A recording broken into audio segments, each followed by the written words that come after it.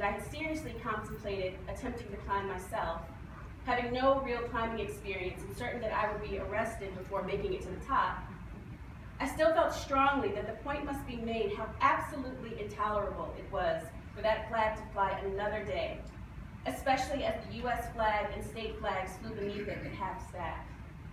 It was at a meeting the Tuesday evening before the action that I met many of my cohorts in the action for the first time, including James Tyson, who demonstrated great moral courage when he helped me across the fence and stood guard as I climbed. History will rightly remember him alongside the many white allies who over the centuries have risked their own safety and in some cases spilled their own blood in defense of black life and in the name of racial equity. In fact, there was one moment when I was about halfway up the pole that a supervisor came over and directed the two officers who were standing down there to tase me.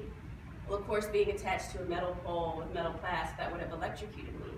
And at that moment, James grabbed the pole and he turned around to the officers and he said, if you electrocute her, you'll have to electrocute me too. And they backed off. But it was with this awareness of history that we chose to attack a symbol of hatred with a direct action that symbolized a way forward. We discussed it and decided to remove the flag immediately, both as an act of civil disobedience and as a demonstration of the power people have when we work together. Achieving this would require many roles, including someone who must volunteer to scale the pole and remove the flag. Once I volunteered and it was clear that this role would be filled by a black woman, it was decided that a white man should be the one to help her over the fence, as a sign that our alliance transcended both racial and gender divides. We made this decision because for us, this is not simply about a flag, but rather it is about abolishing the spirit of hatred and oppression in all its forms. I bring everything I have to the cause of freedom and democracy, even to the point of putting my own body on the line. Why? Because I have examined what's at stake for me if I don't. But even more so than that, I have examined the past and I've asked, what was at stake when Fannie Lou Hamer, a sharecropper in 1960s Mississippi, which for anyone who doesn't know is just about a half step above a slave, chose to risk her life registering to vote? What was at stake when Gandhi was tossed from a train in South Africa and had to make a choice whether to accept this treatment or to protest? Where would we be today were it not for people who recognized what was at stake in the times they lived in? When I consider what's at stake in our time, I think of the future. I ask, what am I doing as an individual? What gifts, what talents, what skills, what resources, what time am I contributing to the collective effort to better humanity? This is a time of great turmoil, clearly. You turn on the news and a lot of what you see is violence and unrest. The most consistent message is one of fear. Turmoil isn't something we have to fear, however.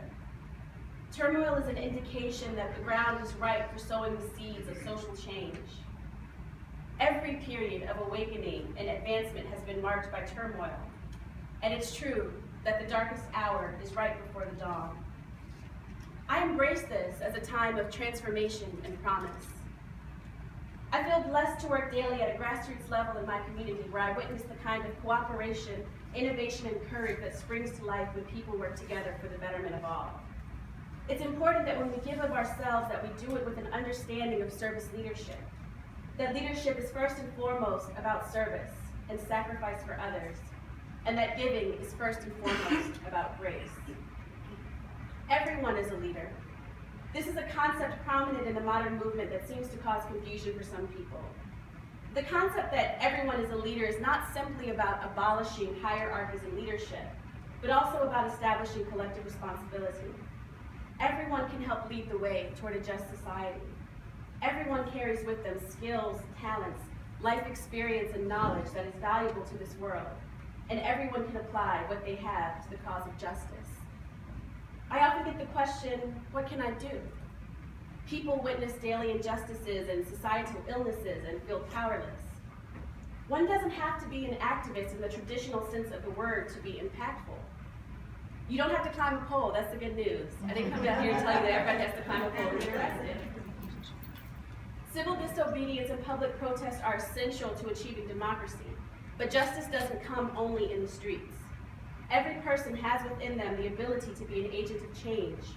We need all hands on deck, people in every field and from every walk of life.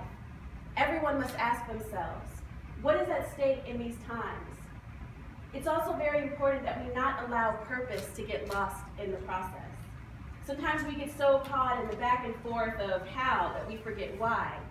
We can get so caught up on models and statistics and methods and theories that we lose sight of humanity.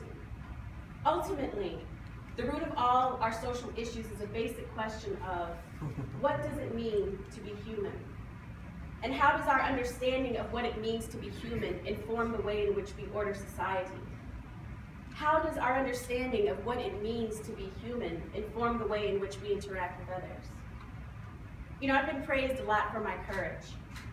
But I want to point out that courage is not about the absence of fear, but rather the belief in something greater than that fear and the determination to fight for it. I faced tremendous fear when I volunteered to climb the flagpole in South Carolina. I returned to my house after that initial meeting and prayed maybe more deeply and more fervently than I ever had. In that moment, I felt connected to past freedom fighters on another level. I thought especially of the freedom riders, of those young people who boarded buses and traveled south in deliberate violation of segregation laws. I thought of the courage it took for them to make that journey, not knowing what would greet them or if they would return alive. I understood the risk involved in what I was doing. I understood there was reason to fear what might happen. Yet I also understand that as a human being, the measure of my humanity is linked to my ability to recognize the humanity in others. I knew that I had become part of something greater than myself, the universal struggle of humanity toward a society that is truly free and that truly recognizes the rights of all individuals. This is the cause greater than myself that I risked my life for and that I continue to fight for. In terms of where we go from here in the continued fight for social justice, I believe it is crucial that we recognize the systemic and global nature of injustice. We have to move towards a human rights framework which recognizes the struggle for racial justice in America as being part of a universal struggle for education, housing, democracy, and equal protection under the law. We must address wealth inequality that exists from centuries of racial oppression and economic exploitation. We must address the systemic injustice that brings generational poverty to the cities and rural communities alike, that brings police brutality to both West Baltimore and to Palestine. What we did in South Carolina was a symbolic action that was as powerful as a symbolic action can be. The fact is, however, that symbols themselves don't make reality what it is. The Confederate flag flew for 63 years over the South Carolina State House.